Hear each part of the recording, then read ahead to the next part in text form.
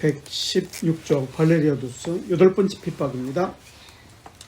로마 제국의 33대 황제고요. 최초로 적의 포로가 돼서 죽을 때까지 노예로 살다가 페르시아에서 죽어서도 박제가 돼서 페르시아 신전에 전시가 됐던 그런 사람이었다라고 합니다. 근데 그것도 야사라고 그래요. 우리나라 그 백제와 신라의 전쟁에서 백제 성왕이 신라의 포로로 잡혔을 때도 신라 병상들이 성왕에게 큰 절을 합니다. 그리고 나서 예를 갖추고 처형을 합니다. 이런 것이 적국 왕에 향한 그 예의지 않습니까? 그렇게 죽였다라고 보여져요. 아니면 감옥에서 대우를 받고 있다가 죽임을 당했거나 어쨌든 이런 이야기들이 있습니다만은, 자, 샤프로 페르시아 1세에게 포로가 잡혔다라는 그 황제인데요. 발레리아누스 1세는 황제가 된 후 기독교를 박해하는 정책을 강화했습니다.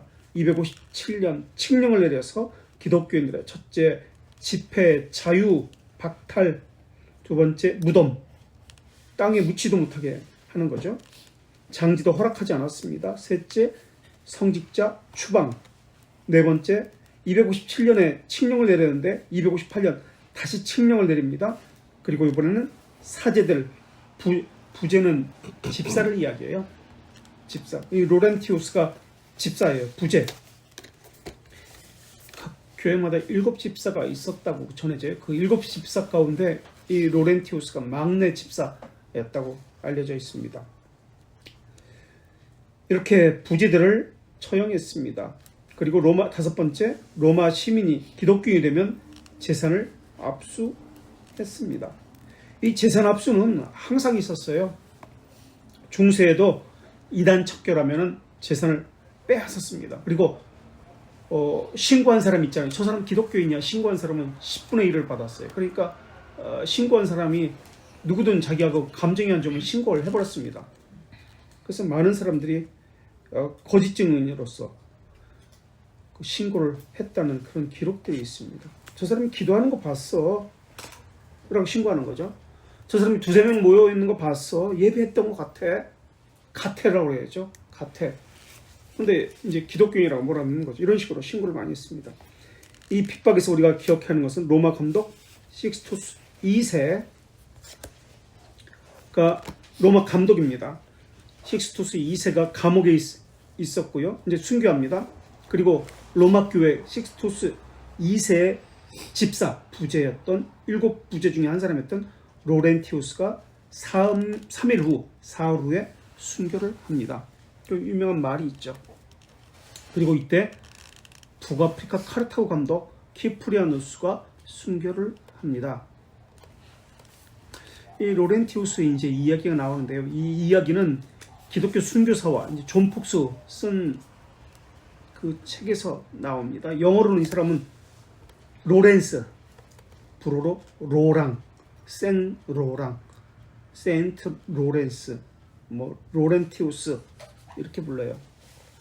이 순교 이야기는 암브로시우스와 어거스틴이 그래서 이 사람에 대해서도 이야기합니다. 그리고 401년 어거스틴이 이 로렌티우스에 대해서 라우렌티우스라고도 불려요. 라우렌티우스에 대해서 설교를 하면서 언급을 했습니다. 이 로렌티우스가 자기 스승이죠. 그 식스투스 2세의 사형 집행 장소까지 따라갑니다. 그래서 식스투스 2세가 로렌티우스 부제에게 사흘만 있으면 우리가 천국에서 다시 만날 수 있을 것이다 라고 이야기합니다. 이에 로렌티우스가 내가 순교당할 사흘 후에 순교당한다는 뜻으로 이해합니다. 그리고 나서 이제 교회 가가지고 자기가 집사니까 이런 재정 관리를 하니까 자기 관할 교회 모든 재산을 다 팔아가지고 가난한 사람들에게 나눠줍니다. 왜냐하면 교회 재산까지 다 관리들이 뺏어가지고 국가로 귀속됐었거든요. 그래서 석쇠위에서 8월 10일 또는 8월 1일 순교했다라고 전해지는데 한번 보겠습니다. 순교 이야기. 로렌티우스의 순교 이야기는 우리가 존경하는 아우구스티누스의 또 그의 스승 암브로시우스가 설교에서 언급할 정도로 우리에게 감동을 줍니다. 로마 감독 식스투스 2세가 잡혀갈 때 그의 제자 또 집사인 로렌티우스와 대화한 것을 우리는 기억해 볼 필요가 있습니다.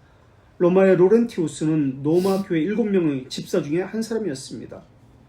로마 황제 발레리아누스가 칙령을 내려 로마 신에게 드리는 로마의 관습적 제사의 모든 기독교인들을 참여하라고 명령을 내렸습니다. 다니엘 시대처럼 어떤 모임도 허용하지 않는다고 했습니다. 이것을 이행하지 않는 추방, 사형을 시킨다고 위협했습니다.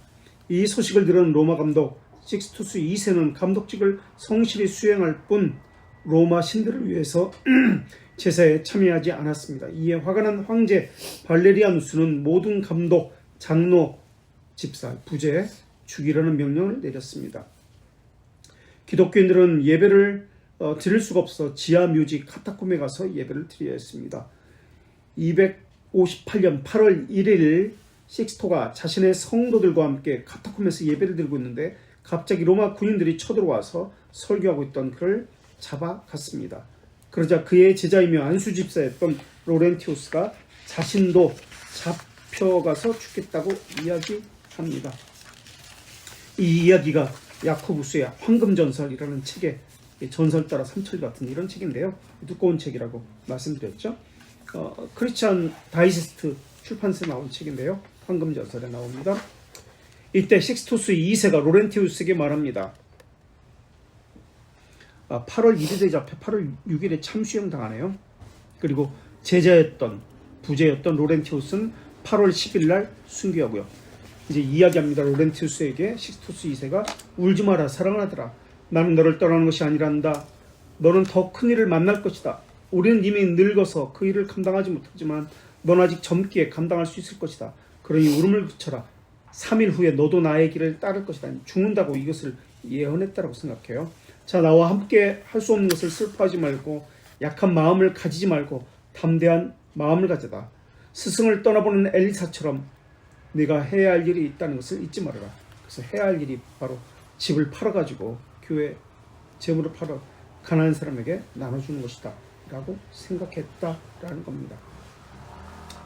이와 같은 비슷한 이야기가 16세기 스코틀랜드 장로교회를 창설한 존 락스 1화에도 나옵니다. 그의 스승 조지 위셔트, 스코틀랜드의 최초의 순교자는 패트릭 해밀턴이라는 사람입니다. 그 프로테스탄트 중에서 개혁파 중에서 최초의 순교자는 패트릭 해밀턴. 그래서 H이라는 단어가 패트릭 해밀턴이 죽었던 그 성 거기에 그 벽돌에 그렇게 새겨져 있죠. 그 다음 순교자가 조지 위셔트, 그 다음 제자가 존 녹스, 그 다음 제자가 앤드류 멜빌. 이건 우리가 스코틀랜드 종교개혁 때 공부하게 될 건데요. 중요한 사람들입니다. 제가 말씀드렸던 처음은 패트릭 해밀턴, 그 다음에 조지 위셔트, 그 제자가 존 낙스라고 나오고 존 녹스, 그 다음 앤드류 멜빌. 스승 조지 위셔트가 순교 길을 갈 때 제자 존 낙스도 자신의 스승을 따라서 순교하겠다고 말합니다. 그러자 위셔트가 자신의 제자 낙스에게 이렇게 말합니다. 오늘은 나 혼자만으로도 족하다네. 내일은 너에게 있으니 오늘은 나의 일이네.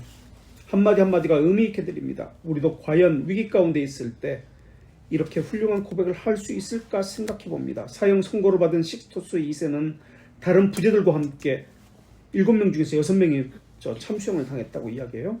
그리고 나서 로마 총독 마크리아누스는 교회 재정을 담당하고 있던 집사 로렌티우스를 불러서 교회 재산을 3일 안에 다 놓으라고 위협합니다. 이미 죽음을 각오한 로렌티우스는 3일 동안 재산을 모두 팔아서 가난한 사람에게 나누어줍니다. 3일 후 총독 앞에서 로렌티우스는 교회 재산을 가난한 사람에게 다 나눠줬다고 합니다. 화가 난 총독은 물었습니다. 그 많던 재산 어디다 숨겼느냐? 로렌티우스는 이렇게 이야기합니다. 교회 재산은 과부, 가난한 자들의 것이기 때문에 그들에게 모두 나누어 주었습니다.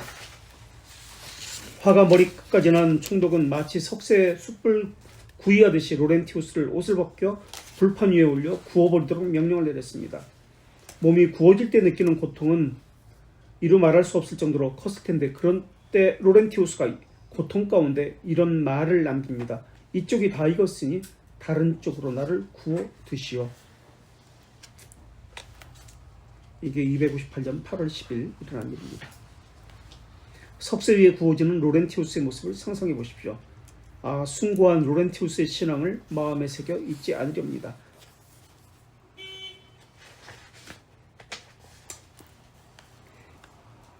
(250년) 데치우스 핍박 때 키프리아누스는 도망갑니다.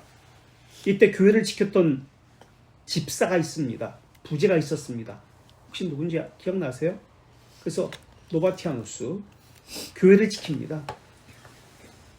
그리고 이 키프리아누스는 지금 이 황제 발레리아누스 황제 때 이때는 도망가지 않고 순교를 합니다. 이게 298년입니다. 그래서 이때 순교한 사람은 로마 감독 식스투스 2세, 그리고 키프리아누스, 발렌티우스, 라우렌티우스, 이런 사람들입니다. 키프리아누스는 사형 언도를 받을 때 하나님께서 영광을 받으소서 하고 사형대에 올라갑니다. 그러면서 자신을 칼로 내려치려는 이 사형 집행이 벌벌 떨고 있으니까 그 옆에 있던 자기를 보필했던 그 장로라고 알려졌는데, 그 사람에게 금화 25개를 주라고 그렇게 이야기합니다. 왜 그 말을 25개나 줬는지 이해가 되지 않지만 그렇게 이야기가 나옵니다. 로마 제국 쇠망사를 쓴 에드워드 기번은 키프리아누스가 죽는 장면을 자세히 그 책에 기록해 놓았습니다. 지난주에 제가 책을 갖고 왔죠.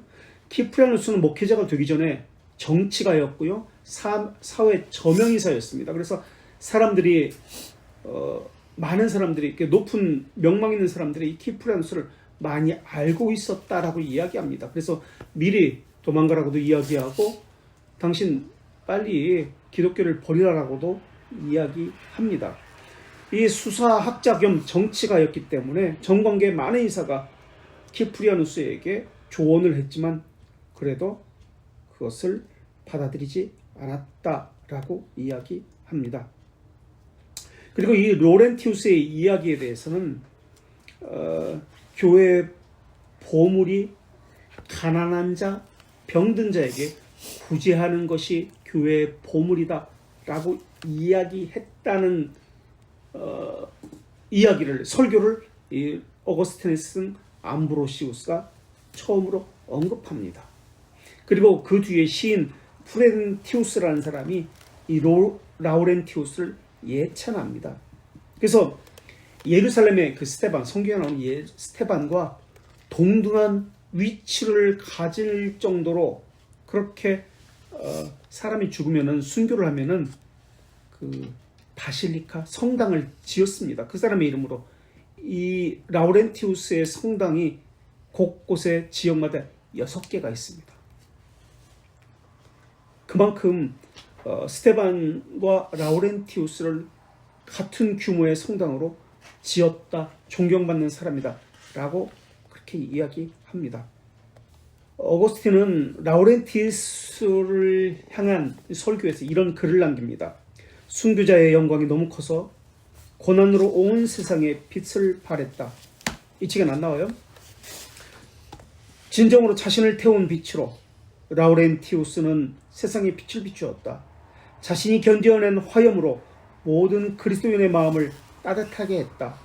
지옥의 영원한 불길을 겪지 않기 위해서 라우렌티우스의 불에 1시간 동안 기꺼이 자신을 불태움이 누가 있겠는가? 라는 글입니다. 그래서 라우렌티우스는 누구의 수호성이 됐다? 코미디언하고 또 누구의 수호성이 됐을까? 코미디언의 수호성이고요. 나중에 다 붙인 거예요. 그냥 재미로 들으세요. 주방장, 요리사의 수호성이, 주방장, 요리사의 수호성이 됐어요. 성 라우렌티오, 성당에 묻혔다라고 합니다. 다른 데 묻혔다가 라우렌티오 성당을 만들고 바실리카를 만들고 거기에 옮겨왔겠죠. 그리고 프루덴티우스가 순교자 찬미시를 만들었습니다. 그런데 패트릭 칠리라는 역사가는 이거 다 거짓말이다라고 이야기합니다. 왜? 발레리우스 황제의 칙령은 즉각 목을 잘라라, 참수하라 였습니다.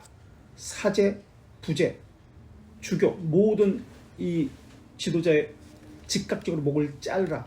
그런데 어떻게 서서히 브레테오스 죽이는 이 형을 자기가 뭔데 그 밑에 사람들이잖아요. 집행관이 왜 황제의 칙령을 거스르고 이것을 했느냐라고 합니다. 그래서 이런 오해가 생긴 것은 이 기록에 보면은 파스트 에스트라는 이제 라틴어인데요. 그는 순교했다. 파스트 에스트, 에스트는 이지거든요. 뭐뭐이다. 순교했다. 파스트 에스트, 그는 순교했다라는 그 글이 전해 내려오면서 피자 앞에 파스트 피자가 지워져서 파스트가 아니라 아수스 피자가 지워지니까 아수스 에스트 불태워졌다라고 그렇게 읽혀졌기 때문에 불태워진 것으로 그렇게 만들어진 것이다 라고 이 사람은 이야기합니다. 패트릭 칠리라는 역사가는. 그리고 역대 교황의 문서집에는 이 사람은 불태워진 것이 아니라 참수당했다라고 그렇게 기록되어 있습니다. 그래서 로마 카톨릭은 라우렌티우스를 기념하기 위해서 전통적인 지역 6군데 라우렌티우스 성당을 짓게 됩니다. 그리고 8월 10일 날 죽은 날짜죠. 순교자를 기념하기 위해서 순교자의 뼈를 라우렌티우스 성당에서 보관하고 있는데 그것을 사람들에게 공개하고 있습니다. 지금도. 믿어지십니까? 그 뼈가 2000년이 지난 뼈가 해고라고요. 해고라고 정강이 뼈가 이렇게 큰 거 있죠. 이 뼈를 유리 상자해 가지고 사람들에게 하고 있어요. 보여주고 있어요. 어쨌든 그런 게 많아요. 로마 카톨릭은. 선행에는 두 가지 것이 있는데 초대교회 육체적 선행, 그것은 가난한 사람들에게 하는 선행을 이야기합니다. 이 집사들이 하는 선행이에요. 두 가지 것. 육체적 선행, 가난한 사람들에게 구제하는 것.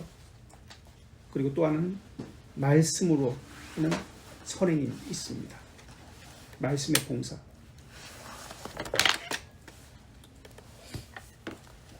이 부제들이 했던 거예요. 집사들이. 그래서 좀 이따가 이제 구제에 대해서 이야기하는데 구제가 과연 교회의 일일까? 교회의 본질일까? 아니면 본질이 아닌 그냥 부수적인 일일까에 관한 것입니다.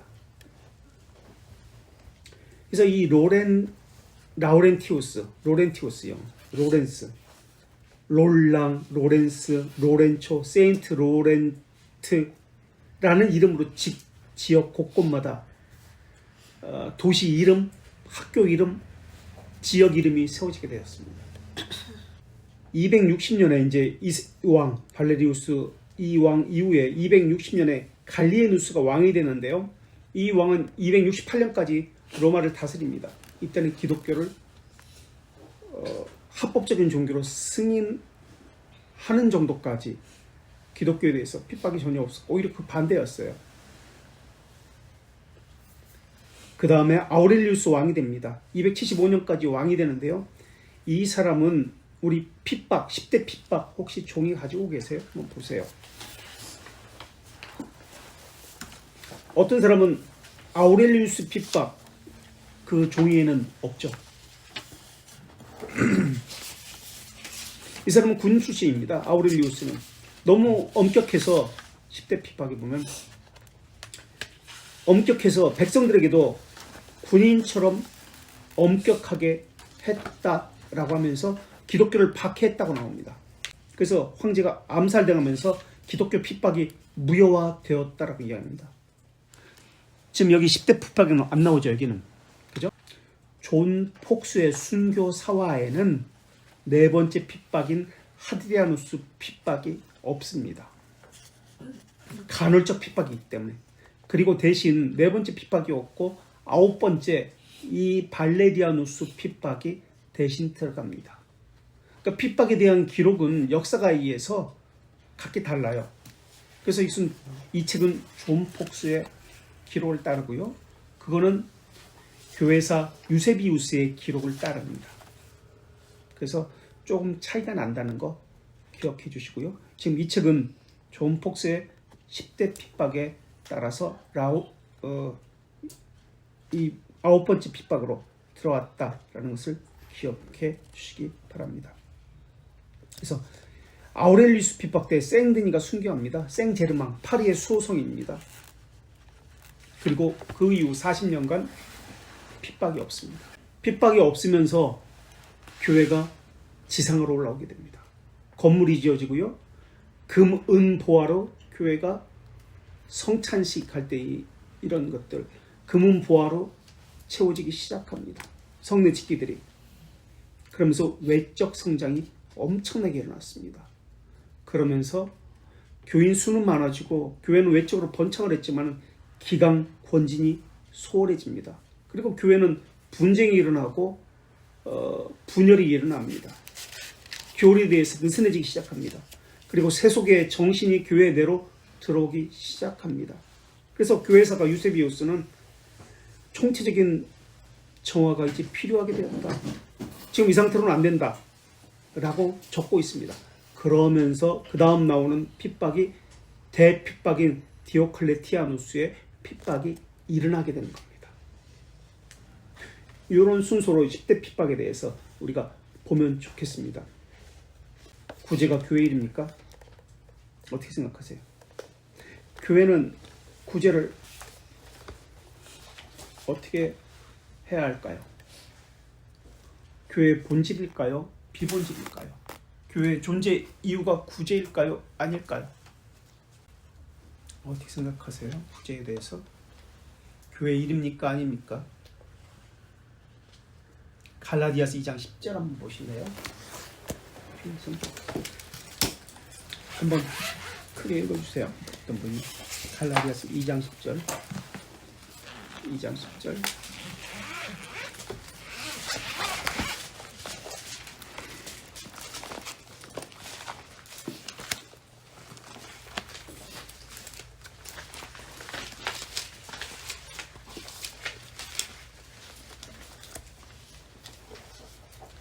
다만 우리에게 가난한 자들을 기억하도록 부탁하였으니 이것은 나도 본래부터 힘써 행하여 왔노라. 예. 지금 갈라디아서에서는 가난한 자들을 힘써 우리가 구제해야 된다고 이야기합니다. 우리는 어떻게 생각해야 될까요? 구제에 대해서. 신자의 의무인가요? 그러니까 교회 일인가요? 교회 의무? 어떻게 생각하세요? 오늘날 교회는 어떤 식으로 반응하나요? 구제에 대해서? 우리 지금 하고 있잖아, 구제. 어떤 식으로 반응해요? 솔직히 이야기해 봅시다. 해도 되고 안 해도 되고? 이건 존재 이유와는 상관이 없죠. 이런 태도는 그냥 해도 되고 안 해도 되고 뭐 여유가 있으면 하고 아니면 말고 나도 어려운데. 교회는 그런 건가요? 어떻게 생각했어요? 지금까지 구제에 대해서 생각조차 해보진 않았나요? 혹시 교회에 대한 교회가 구제가 하는 거 당연한 거 아니야? 아니 뭐 해도 되고 안 해도 돼? 어려우면 뭐 안 해도 되는 거지 뭐 개척교회가 뭘 해? 어떻게 생각하세요? 한번 이야기해 봅시다. 빨리 얘기해 주시면 진도가 아직 있으니까 나가니까. 자발적으로 자연스럽게 생각조차 안 해봤어요? 교회 구제에 대해서. 가난한 사람들.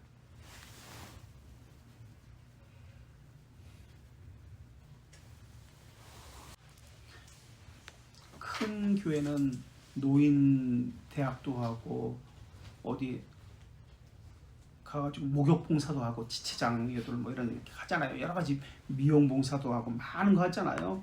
소녀 가장돕기 뭐 불우유 성금 이런 개념으로 다뤄요. 교회가 교회의 부흥을 위한 목적으로서 하나의 프로그램으로서 다루고 있어요.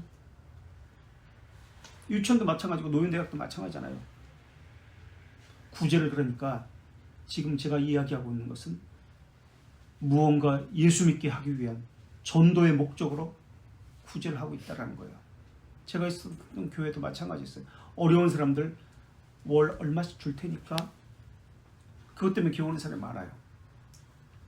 탈북민들에게 밥솥 주고 뭐 주고 전자레인지 주고 50만 원 상당의 어떤 교회는 그렇게 해요. 탈북민들에게 그걸 줘요. 그리고 토요일날 예배해요. 그러니까 토요일날은 그 교회 가서 하고 주일은 또 이쪽 교회 가서 이쪽 교회에서 받아먹고 그래서 두 교회 단계예요. 큰 교회가 그렇게 해요. 그러니까 구제를 이렇게 전도의 목적에서 합니다. 아이고 고맙습니다. 내가 한번 다음에 시간 되면 언제 한번 교회 나가 주겠습니다. 이런 개념으로 받아들여요. 예수 믿으면 이 빵 줄게. 교회 오면 노숙자들에게 또 어떤 교회는 제가 어떤 교회 갔더니 그렇게 하더라고요. 노숙자들에게 잠실 근처에 거기 있는 교회인데 한 주 참석하면은 5,000원씩 줘요. 5,000원씩. 그리고 한 달 4주 다 참석하면 3만 원인가 줘요. 물론 밥도 주고. 그러니까 노숙자들 어차피 뭐 길거리에서 있으니까 거기 예배 시간에 앉아가지고 자는 거야. 그 돈 받고. 그 예배라고 그렇게 그러면서 그 장로님 이야기가 그래요. 아니 알지도 못하는 나라 가가지고 그렇게 선교원금 그렇게 수십만 원, 수백만 원 쓰면서 해도 전도도 안 되는데 여기서는 봐라 이렇게 5,000원씩만 줘도 사람들이 와서 예배 드리지 않는가? 라고 이야기하면서 그걸 정당화합니다.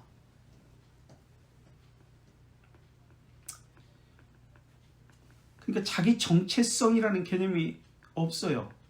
그러니까 사회적 의무라는 생각에서 사회적인 측면에서 구제, 전도 이런 것을 생각하고 있습니다. 교회가 세상에 나는 이것입니다라는 자기 정체성을 무언가 나타내 보이는 이 본질적인 것에서 이 구제를 생각해야 되는데 전도도 마찬가지고요. 그렇지 않습니다. 그럼 교회의 본질은 무엇인가요? 사회의 필요를 채워주는 것인가요? 착한 일을 하는 것인가요? 사람들의 어려움을 살펴주는 것인가요? 아닙니다. 영혼 구원에 있습니다. 교회는 자기 백성을 저희들의 죄에서 구원하는 데 있습니다. 그럼 구제는 누구에게 해야 합니까? 불신자에게 하는 것이 마땅합니까? 오늘날 구제의 개념은 교회 바뀌죠. 그리고 교회의 본질로 생각하지 않습니다. 전도의 측면에서 생각합니다. 사회 복지의 측면에서 생각합니다. 사도행전에서 구제라는 개념은 교회의 본질입니다. 신자의 의무입니다. 교회의 본질과 교회 안에서 반드시 있어야 하는 것이 구제입니다. 사도행전 2장 44절에서 45절 우리가 잘 아는 내용인데요. 믿는 사람들이 한번 읽어주시겠어요? 2장 44절과 45절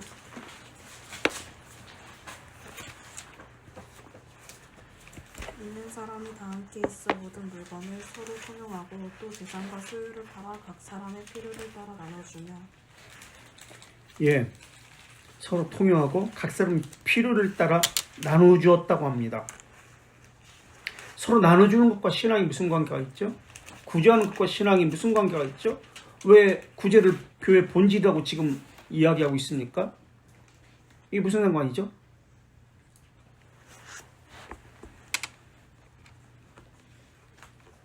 사도행전 4장 32절에서 35절 말씀에도 유무상통이 발견됩니다. 한 번 좀 읽어주시겠어요? 4장 32절에서 좀 길죠? 35절까지.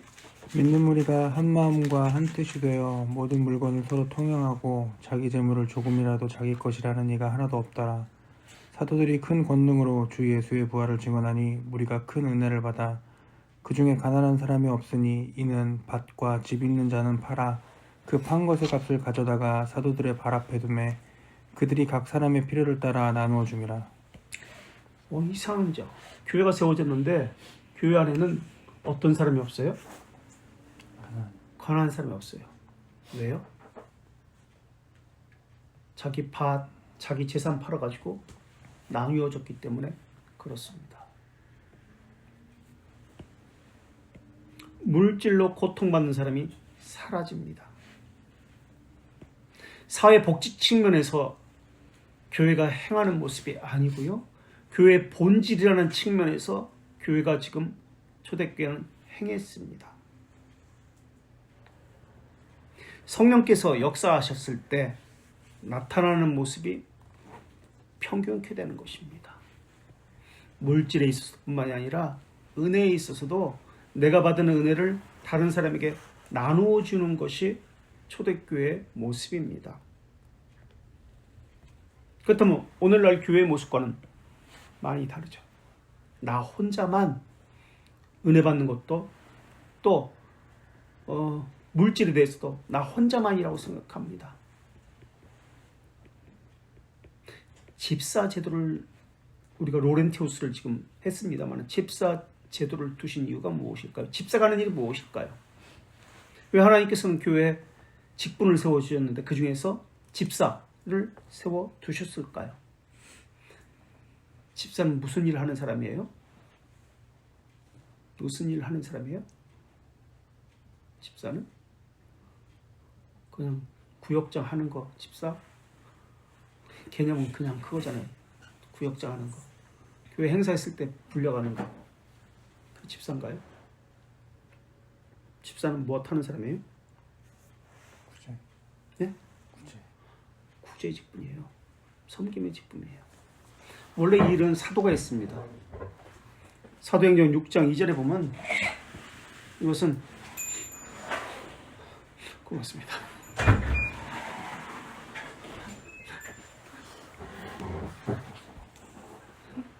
이것은 사도가 했어요. 사도행 6장 2절에 보면. 근데 너무 일이 많았어. 사도가.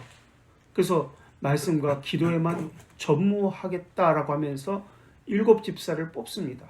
그 중에 하나가 이제 스데반이죠, 물론. 그래서 집사에게 이 구제의 직무를 맡기게 됩니다. 그리고 이 구제는 교회 안에 자비의 봉사라고 합니다. 그래서 헌금을 자비의 봉사라고도 이야기합니다. 헌금의 제일 중요한 목적이 바로 이겁니다. 11조의 목적이. 갈라디아서 2장 9절에서 10절에 하나님 사랑, 이웃 사랑이 이 헌금에 드러납니다. 한번 2장 9절 10절 한번 읽어주시겠어요? 그럼 갈라디아서 아까는 2장 10절만 읽었는데 9절부터 다시.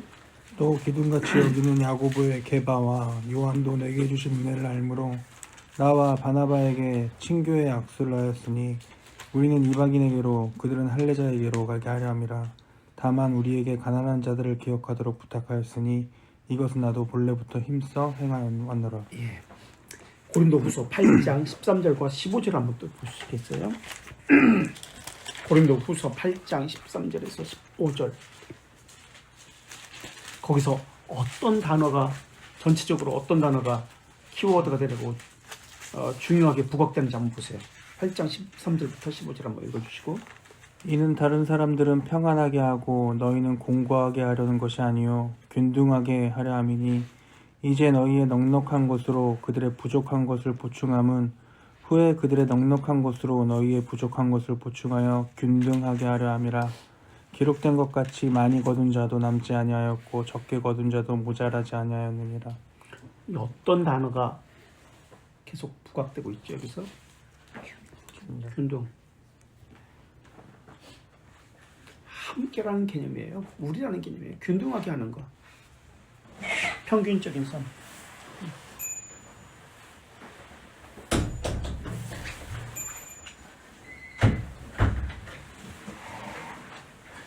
그래서 가난한 사람이 우리 가운데 없게 하는 것. 그러면서 가져온 것이 구약의 어떤 사건을 가지고 와서 우리 가운데 가난한 사람이 없어야 된다, 균등해야 된다라고 이야기하죠. 거기서 15절에서 어떤 사건을 구약에서 가져오죠? 만나 사건을 가져옵니다. 출애굽기 16장 18절의 말씀입니다. 오멜로 되어본즉 많이 거둔 자도 남음이 없고 적게 거둔 자도 부족함이 없다라는 이 출애굽기 16장 18절의 말씀입니다. 거두어진 양식은 하나님의 선물입니다. 이것은 나 혼자 먹는다라는 개념이 아니고요, 교회 지체들과 함께 먹는다라는 개념으로 주어진 것입니다. 내게 주시는 소유는 내게 주신 것이 아니라, 은사는 무엇을 위해 주셨다고요? 누구를 위해서 주셨다고? 은사는, 하나님께서 내게 주신 은사는, 내게 주신 은사는 무엇을 위해서, 누구를 위해서 주신 겁니까? 나를 위해 주신 것이 아니라 은사는 교회를 위해서 주신 겁니다. 이런 개념을 가지고 있어야 합니다. 교회는. 그래서 초대교회에서 내 것이 아니라는 개념이 있었습니다. 그래서 유무상통이 일어난 겁니다. 이건 출애굽의 만나 사건으로부터.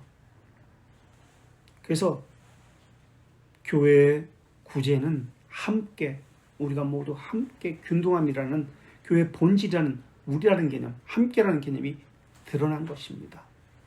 그것이 잘 드러나는 것이 이 구제입니다.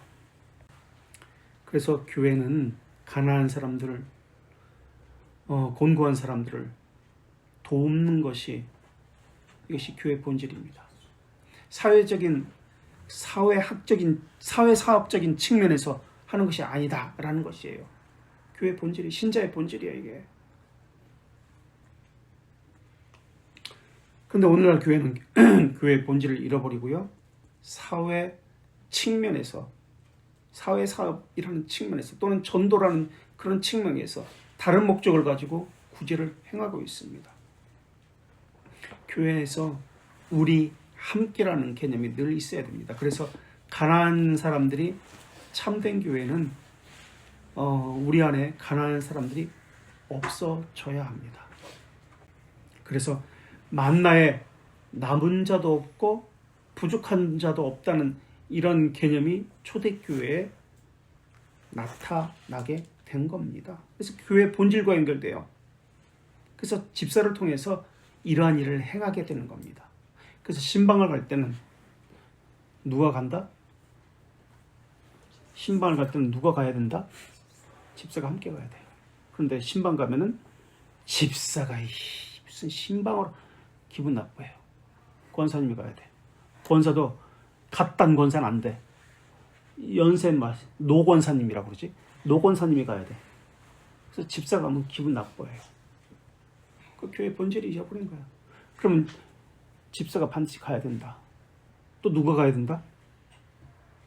신방. 그들의 형편을 살피기 위해서 집사가 갑니다. 구제하기 위해서. 이들의 어려운 형편, 물질적인 형편, 곤고함이 있는지 없는지 집사가 가야 됩니다. 그리고 또 영적인 것을 살피기 위해서 장로가 가야 합니다. 근데 오늘날은 그렇지 않죠. 목사가 다 가죠. 그러니까 바빠. 목사는 대신방 하면은 2월부터 시작하는데, 원래는 3월부터 하는데 하루라도 빨리 하려고 2월 설 끝나고부터 바로 시작해요. 그래서 9월, 10월까지 대신방이에요. 그래서 대신방 하면은 구역장들이 돌아가면서 밥 사줘요. 살쪄. 좋은 거 다 대접한다고요. 나는 내가 할 때는 특별해가지고 집사람들이 사주는 거 안 먹었어. 내가 다 사줬어요.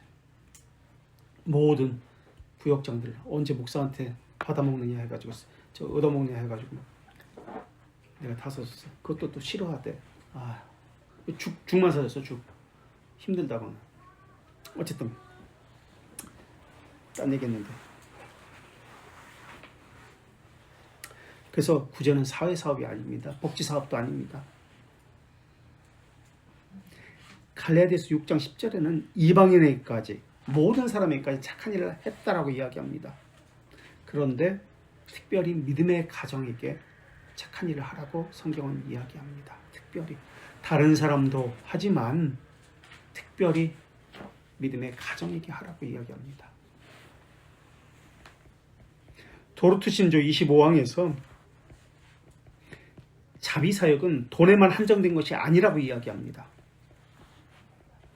먹을 것, 입을 것뿐만 아니라 모든 필요한 것을 주는 것을 자비사역이라고 이야기합니다. 그래서 아까 로렌티우스가 이 당시에 집사의 사역 두 가지 것이 있었다고 얘기했습니다. 그 중에 하나가 구제도 있었지만 구제의 또 다른 측면인 말씀의 봉사도 있었다라고 이야기했습니다. 이게 집사의 사역입니다. 그래서 이 사역을 구제의 사역이라고도 하지만 집사의 사역을 긍휼의 사역 또는 위로의 사역이라고도 이야기합니다. 그래서 집사가 하는 일은 그냥 구역장 되는 게 아니고요.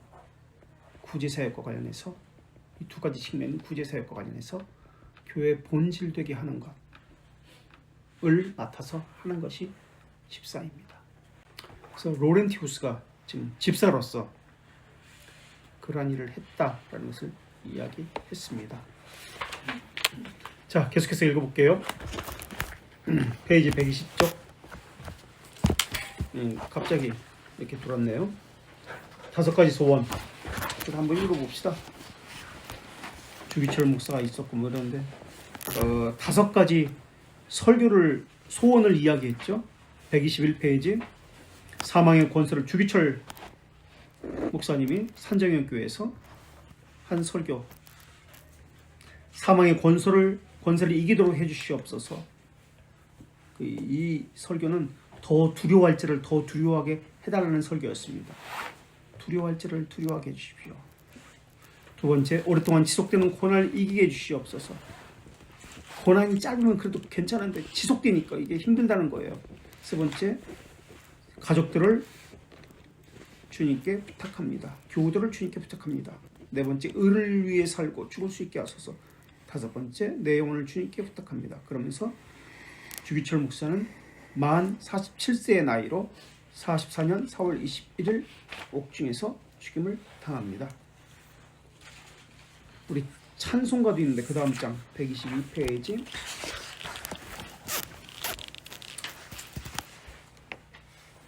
순교자를 추억하면서 다 함께 찬송합시다. 이 찬송은 여수 애양원에서 목회하던 손영환 목사님의 노래입니다. 손영환 목사님 48살 돌아가시죠? 근데 이 찬송은 없어요. 효양원에서 했던 찬송은 있습니다. 541장 한번 보세요. 그 찬송의 제목이 뭔가 한번 보세요. 541장.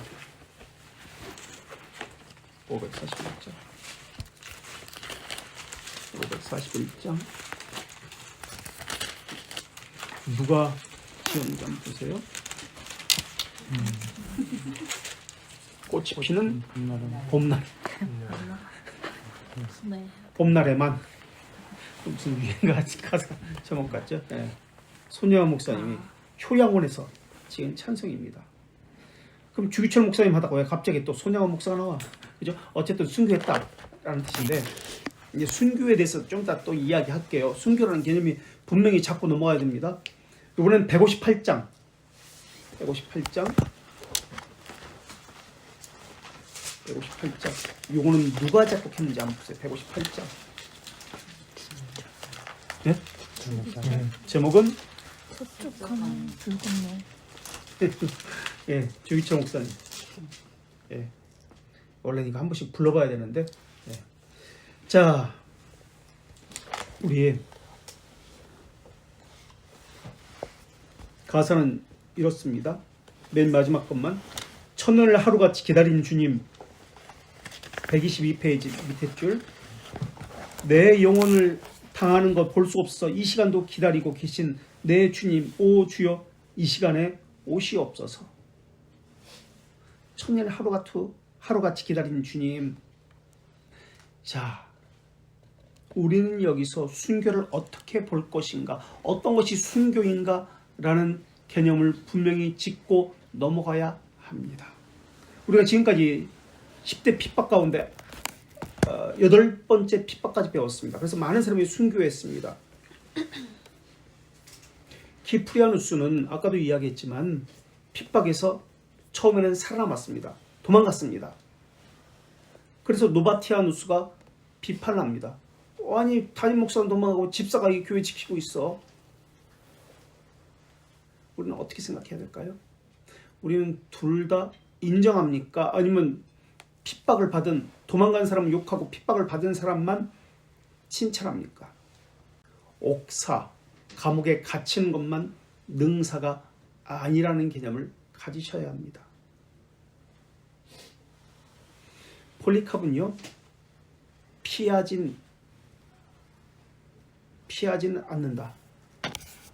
오면 죽는다 라고 했던 것이 폴리카비였습니다.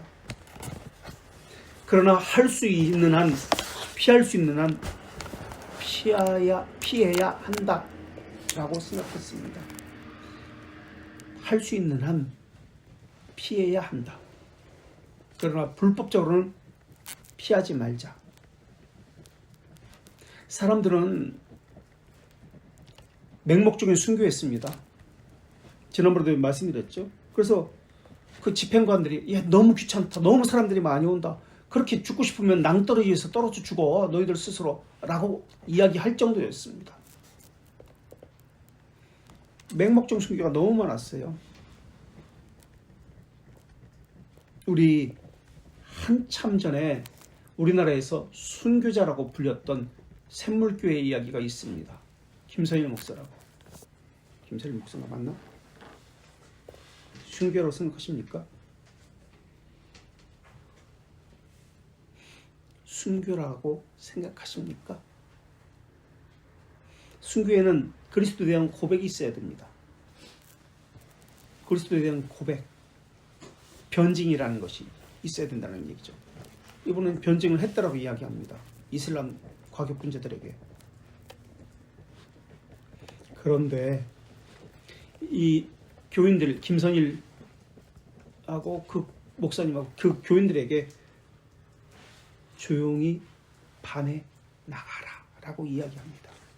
누군가가 너희들을 잡으러 올 텐데 오기 전에 조용히 나가라 라고 이야기합니다.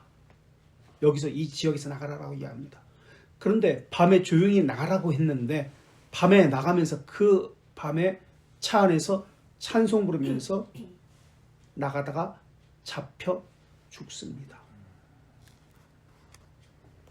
순교일까요?